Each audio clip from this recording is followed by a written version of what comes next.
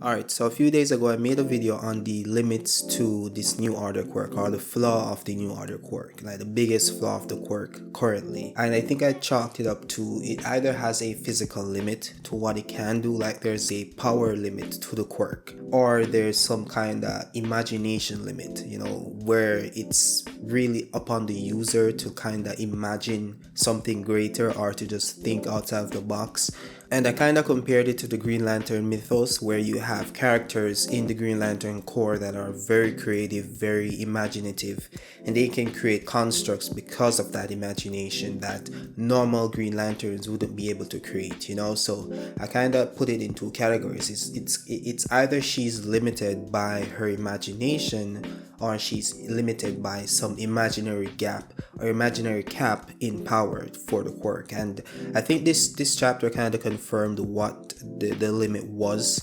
And yeah, I'm gonna get into it, but let's just say it's leading more towards the physical limit of the quirk, or this imaginary limit of power, not so something to do with imagination, but it could also be imagination as well, because I'm gonna get into it. I'm gonna tell you why.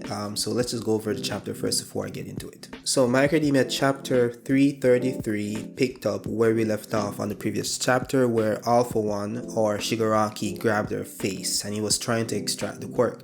Now this is a very interesting scenario for me, because I believe that even before he got to this point, she should have implemented some kind of order on herself that would have prevented him from taking the quirk, right? It's a no-brainer, right? Just say you're fighting someone that's trying to take your quirk, and he's the most powerful and dangerous person on the planet, and you know that if he gets your quirk, the world basically ends. That's basically what is being portrayed. I don't think that's what's gonna happen. I don't think the quirk is that OP, but let's just put aside my opinion here on the quirk itself. That's what is being portrayed by the writer. That's what's being portrayed by everyone, that if he gets this quirk, the world ends. Like, he's the most powerful being ever, and no one can stop him. That's what's being portrayed. So if you know that, why not implement an order on yourself that prevents him from taking your quirk? It would be pretty easy. You don't have to implement an order on him, because again, she can't do it, because she cannot identify the person in front of her, because there's some kind of identity crisis going on within Shigaraki. So it doesn't identify a Shigaraki or Alpha One, so she can't implement a order on him. So implement an order on herself and say that my quirk cannot be taken. It's that simple. So before we get into it, we kind of got some additional information from the chapter itself, because one thing I like about Orokoshi is that his attention to detail is pretty good, right? Sometimes, not all the time. But his attention to detail in the last few chapters and in this chapter is really good. So people can't really punch holes in what he's doing or what he's saying, because he's kind of addressing them as he goes along. So he has something in here that says, this is Alpha One talking through Shigaraki. So it says that he has friends running wild overseas, destroying public order to slow down the international heroes from arriving in Japan to stop him. So now this is a good way to avoid the obvious criticism of why is it that no one is coming from around the world to support these heroes in Japan. Like, why isn't anyone helping if Alpha One is such a great threat to the world and not just Japan? So he's really kind of putting this there for everyone to see that, okay, this is the reason why no one arrived. This is the reason why no one has arrived until now, right? This is the reason that this is the first time we're seeing these heroes from overseas, especially the number one hero in America. So yeah, this was good, but yeah, it doesn't really add to anything, but yeah, it's just a good thing to put there. So then we move on to the next panel, where he kind of explains his thought process on attacking this number one hero from America. He basically says that it was his plan to take New Order from day one, but he wanted to kind of complete this body, the Shigaraki's body, bring it up to perfection, which is 100%, then take One for All, then take New Order. So the way how this is structured is kind of implying that it's harder to take New Order than it is to take One for All, because he's not taking New Order to go take One for All. He wanted to take One for All so that he could take New Order. So is he implying that New Order is stronger than One for All? It's kind of weird, because I personally don't think it is, but they're kind of implying that it is based on what they're saying in these chapters, but the drawbacks and the limits to New Order just doesn't put it above One for All. And the fact that she can't even make herself stronger than One for All means that the quirk is just factually stronger, you know. So I don't know what they're implying here, but you know, whatever, we're gonna move on. So something interesting happened in the next panel. So he kind of ripped her quirk from her, or that's what is being implied in the panel, because you saw him move his hand backward and you saw something kind of leave her body, right? And he says that, but it seems that I've won this bet, because his bet was that he's just going to attack her anyway, even though he doesn't have one for all, and see if he could take the quirk. And he's saying that he basically won the bet, right? And just as he says this, and he removes his hand from her mouth, because remember, his hand was covering her mouth so that she couldn't place a new order. So as he removed his hand, she says that I, Cataline Bate, will not decay. So basically what Shigaraki did was both rip her quirk from her body and set her body to decay at the same time. So she couldn't really stop both of them. But I don't think it's a good argument to say that she couldn't stop both of them, because she couldn't really do anything at all, you know, because her mouth was covered. She couldn't stop either of them, because if it's been implied that he did like set her body to decay the moment he placed his hand on her face, then it doesn't matter what she says after he removes his hand, because remember, the quirk leaves her body the moment he removes his hand. So if she says new order something after he removes his hand, then no new order would be placed because she doesn't have the quirk anymore. You get me? And you know, it's just kind of weird how this is situated, because I don't think she could have done anything at all here. The moment he placed his hand on her mouth, that's the moment she lost this fight. And if she didn't put a quirk, a new order before he placed his hand on her mouth, then she's basically dead there, because the moment he removes his hand, the quirk leaves her body, so she cannot implement a new order afterwards. So it's kind of weird that she says, I, Cataline Bate, will not decay, because you don't have new order anymore. So why are you saying this? It could be something that's linked to quirk factor or whatever, you know, similar to All Might. Maybe she has some lingering essence of new order in her body. It's not completely gone yet. That could be the case, but yeah, if that's not the case, and how this panel is structured where she says it after he removes his hand, it's kind of weird that she would try to use a quirk she no longer has, you know. So yeah, that's just my thought on this. But yeah, the moment she let him put his hand over her mouth is the moment she lost this fight, if she didn't do anything before. So that's when we move forward to this, because she did do something before. So as we see in the next panel, Shigaraki tried to use the quirk. And what happened was that the quirk itself started to attack him. So what is explained here is that she implemented a new order on the quirk before he got the quirk. So she did something before he, got to her. It was either before the fight began or somewhere during the fight. She implemented a new order that says new order will fight against any other quirk. So yeah, this is weird. Alright, so I'll give her props for actually thinking ahead to say that, okay, if he did steal my quirk, it will destroy the other quirks within his body. And I can look at this two ways. So how I see this is that she did think ahead, which is smart. She did put something in place. But why not just say that he can't take the quirk in the first place? Why say that if he takes the quirk, it will revolt against other quirks? Why not just say that he cannot take the quirk, or my quirk will not leave my body? Like, it's fairly simple. Yeah, you have two orders. You could have said he cannot decay me and my quirk cannot leave my body, and it's basically GG's. It's over. He cannot do anything unless he destroys you with some other power, but the point is that he cannot take your quirk. You get me? So it's kind of weird that she would say that it would revolt against other quirk, but then the other way I see this is that maybe she's trying to hurt him, because remember, if she puts the quirk, she uses two orders, right? If she uses one to say that he can't decay her body, and uses the other one to say that her quirk cannot be taken, she's not really doing anything to stop Shigaraki. He's still all powerful. It's just that he won't be able to take new orders. So she could have been thinking that, okay, I want to stop him. How do I stop him? I'm gonna let him take the quirk, but then I'm gonna allow the quirk to destroy him from within, because she can't implement a order on him. So she's thinking that, okay, I'm gonna put my quirk in him and let my quirk that I implemented the order on destroy him from within. So I can see two ways, and that's a brilliant plan in my opinion.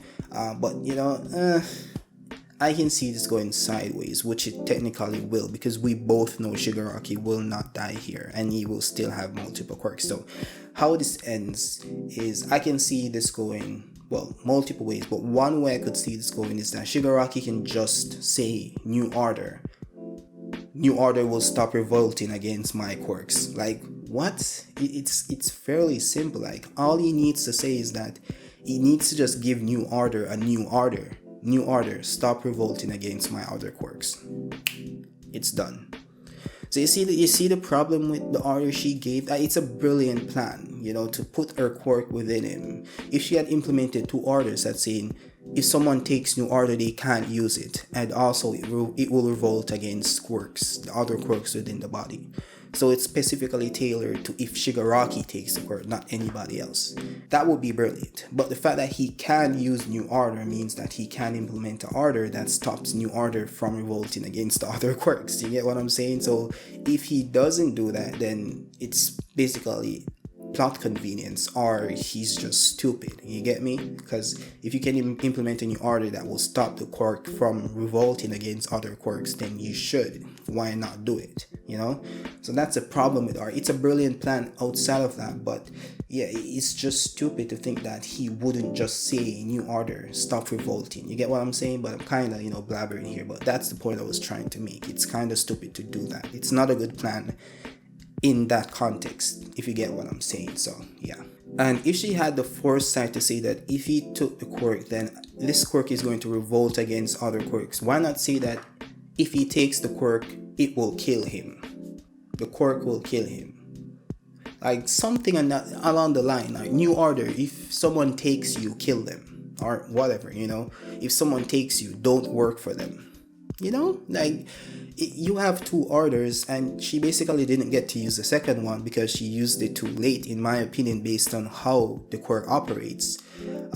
Because she still ended up dying. She said that I will not decay, but her excuse for the quirk not working is that she has reached the physical limit of the enhancement of her body, so the quirk couldn't protect her from decay, which means that the quirk is way weaker than I thought it was if it couldn't protect her from decay, because her body is somehow at some limit. I don't think her body should affect how the quirk operates, if you get what I'm saying. Like, I understand that quirks do work off of the body's strength and all, but the New Order quirk is like a wishing well. It's like a genie. You just wish something and it happens. You get what I'm saying? It's not like it's some physical enhancement quirk, like it's a stockpile quirk or anything. You just say something and it does it. So why does that depend on how strong your body? You're saying that if I'm dying in a fight and I'm weakened, the quirk will not work? Is that what's being said here? It's my body's too weak to be enhanced further? It's kind of contrived, but she didn't really protect herself, and she said that she could have, but she wanted to sacrifice herself to save everybody. So we'll see how that plays out. I doubt it will end well for her. She will see that Shigaraki will survive this, and yeah, it was a complete waste of time. But let's move on. So we have another panel which is very interesting. I was confused about it for a second. I'm still kind of confused because he said, someone says that, I'm not going to say he, someone says that, because the thing with Horikoshi and My Hero Academia, and the difference with him and Boruto is that, because I do Boruto reviews as well, Horikoshi is very, very detailed when it comes to his manga panels, right? He's very, very detailed, and he adds a lot to the screen. He adds backgrounds, a lot of details to the characters, everything, like the wording, a lot of words, like a lot of explanation, a lot of conversation, a lot of dialogue in his chapters.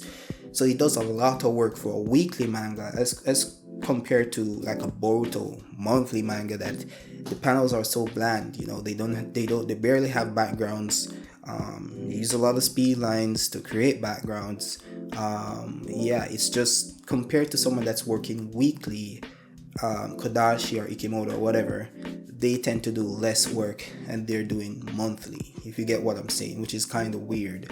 But the difference with them is that sometimes Horikoshi can put too much detail in the panels. It becomes confusing at some points, if it's not colored.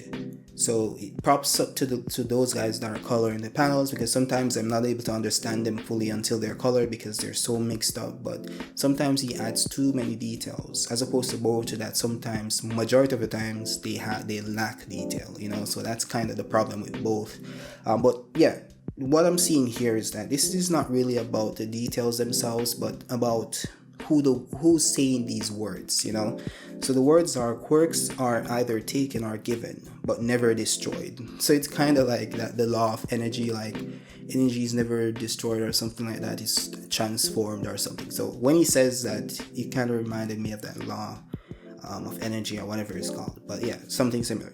And then he says that this person says that I need to give this away, the pallets, I'll give it to them. So I don't know if this is Shigaraki speaking, or if it's Star and Stripe or Kathleen Bate, whatever her name is, like speaking within him. I'm not sure, but it's probably Shigaraki. He's just saying that he's gonna give it to them pilots because the quirk is revolting against quirks. So to stop it from revolting, he's going to give away the quirks. You get me? So it's kind of a simple plan, but he has a lot of quirks, so he's going to need to give them to a lot of people, or he's just going to give them to these people and they're just going to die instantly. Because remember, regular human beings can't handle multiple quirks. They might die. So it's only in special circumstances where you have people having multiple quirks and not dying. So yeah, it's kind of weird, but I don't know. He could still just say New Order, stop revolting against quirks, but maybe I'm the only one thinking here. But yeah, we'll see what happens. So the other pilots that are still there sees this as an opportunity to attack him, so they start to fire the laser at him to kind of kill him while he's in a weakened form. Then we get the panel of Star and Stripe kind of decaying away. So I was a little confused at first because, as I said, the details are a little too much, and I didn't know if she's actually dying or whatever. But this panel actually confirms that yeah, she's dead. Like half of her face is gone, so yeah, she's basically decaying in front of the pilots. And you saw that shocked expression. Like, imagine this person for years, right? And then poof, they just decay right in front of you. But she died with a smile on her face, which is good. But yeah, we haven't known this character for a very long time, but she's a very likable character. Not that smart, in my opinion, based on how she used the quirk. But she's a very likable character, so seeing her die like this was pretty gruesome. But yeah, it is what it is, par for the course. You're fighting Shigaraki, you can expect to be decayed at some point. It's kind of weird, how his power has evolved. Remember when Shigaraki just entered into the manga or the anime, and it was like a decaying what's his name again? That's Deku's teacher, like Side Eye or whatever his name is. I don't know. That guy that looks at you and then deactivates your quirk. Aizawa, when he decayed his arm, and it took a while before his arm kind of decayed. It decayed the skin first, and then it just, but now, like after his quirk awakening, he's just like touching you and your entire body gets dissipated, It's kind of weird how his power has grown, but it shows progress, which is good. It shows progress. But yeah, this chapter ends with All For One saying All Might's ghost. So yeah, we just have to wait and see what happens next chapter. But yeah, overall this chapter was pretty good. Aside from the problems I mentioned in the chapter with how she used the quirk and what I think she could have done as opposed to what she did do, and also what Shigaraki could do, which he's not doing for some apparent reason that I don't know about. So yeah, that's the thing. Like I mentioned it in the video I made. I don't want to make this video too long. I think I'm at 90 minutes right now. I'm gonna cut it down, but I don't want to.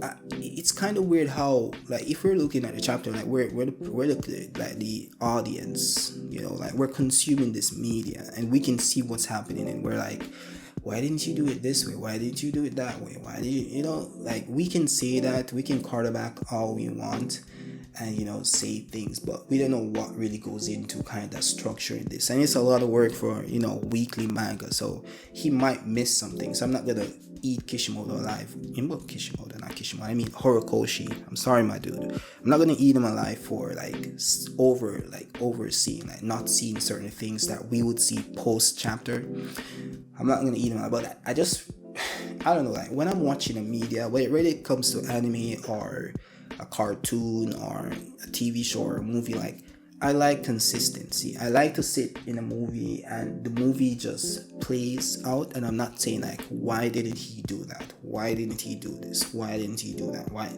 You get me? But it applies to real life as well. Like nobody's perfect. Nobody makes the perfect decision in a moment of chaos. You get what I'm saying? So you can look at it two ways. You can say, this is someone writing, so he should be able to deduce what's the best thing to do in the moment and do it every time. But if we want something realistic where you have a media that's actually operating how like a realistic person would operate in certain situations, like we don't, as real people, we don't make the best decisions all the time, especially in the spur of the moment, not when we have time to think about it. Even when we have time to think about it, we make bad decisions, or not the best decisions. So if you want something realistic that's true to life, then we kind of have to expect that from media as well. Like expect that from characters. They're fallible. They'll make mistakes. They'll make the bad decision. They'll make a stupid decision. Sometimes we look at it and say, like, why did you do this? But then you look at real life and you realize that you can say that for the other person beside of you. Like,